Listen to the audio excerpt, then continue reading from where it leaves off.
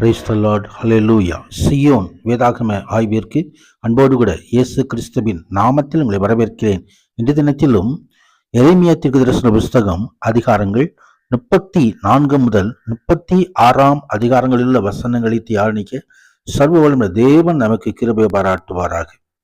34வது அதிகாரத்திலே சிதேக்கியா ராஜாவுக்கு எச்சரிக்கை கொடுக்கிறதை குறித்து நாம் பார்க்க முடியும்.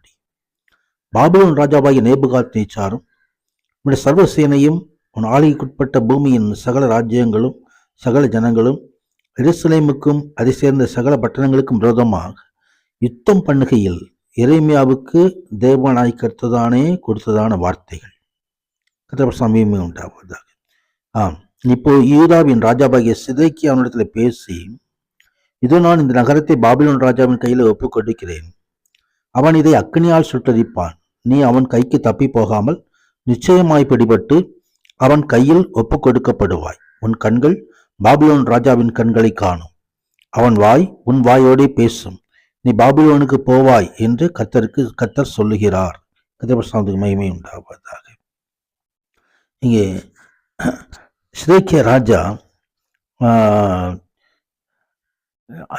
இந்த எரேமியா வார்த்தைகளுக்கு எதிர்த்து இருந்தாலும் கர்த்தர் மீண்டும் மீண்டுமாய் எச்சரிக்கிறார். தொடர்ந்து இந்த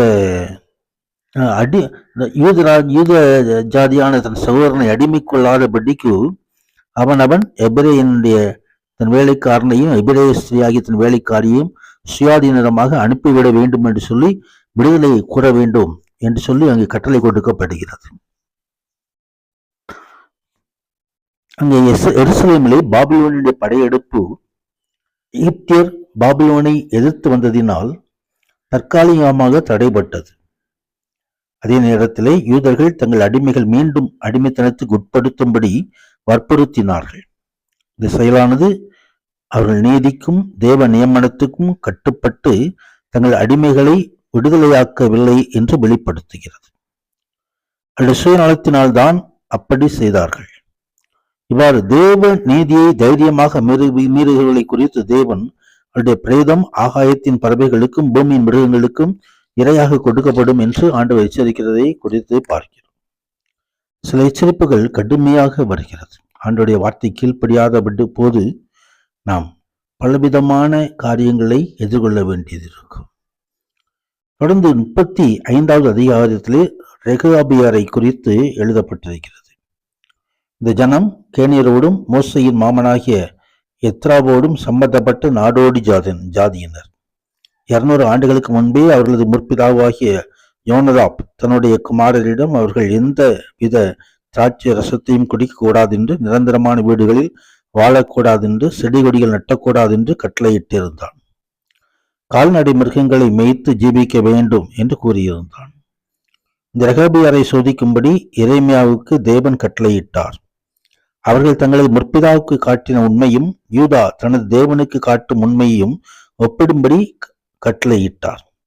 இவையாவும் கர்த்தருடைய ஆலயத்தின் அறைகளில் ஒன்றிலே அங்குள்ள மக்கள் முன்னிலையில் நடந்தது. 36வது அதிகாரத்திலே எரேமியாவின் தோல் சுதலை யோயாக்கீம் எரிக்கிறதை குறித்து நாம் பார்க்கிறோம்.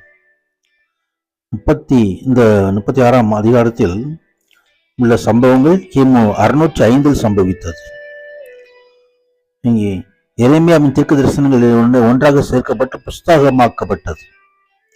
ஆரம்பத்தில் எல்லோரும் கேட்கும்படியாக சத்தமாக வாசிக்கும் விதத்தில் அவை பதிவாக்கப்பட்டிருந்தன. எழுதப்பட்ட வார்த்தை கனப்படுத்தி தங்களுடைய கொடிய வழக்கங்களுக்கு திரும்பி பாவ மன்னிப்பு பெற்றுக் கொள்ளும்படி தேவ கோபாக்கினைக்கு தப்பும்படி தேவனாக்கு விரும்பினார். ஆனால் இங்கே கொண்டு வந்து இஸ்ரவேல் ராஜா அவன் அக்கனியில் போட்டு எரித்தான். எரேமியாவின் எச்சரிப்புக்கும் மனந்திருப்பதற்கும் அவன் விலகி போனான், உதாசீனம் பண்ணினான். எனவேதான் அப்படிப்பட்ட ஆக்கினைகளை ஆண்டு பெற்றுக்கொண்டார், கர்த்தருடைய தண்டனையை பெற்றுக்கொண்டார். கர்த்தர் மகிமை உண்டார். அந்த வசனங்களை தியானிக்க நம்ம வாழ்க்கையிலும் கர்த்தர் மகிமையான ஆசீர்வாதங்களை அருளி செய்வாராக. ஆமீன், ஆமீன்.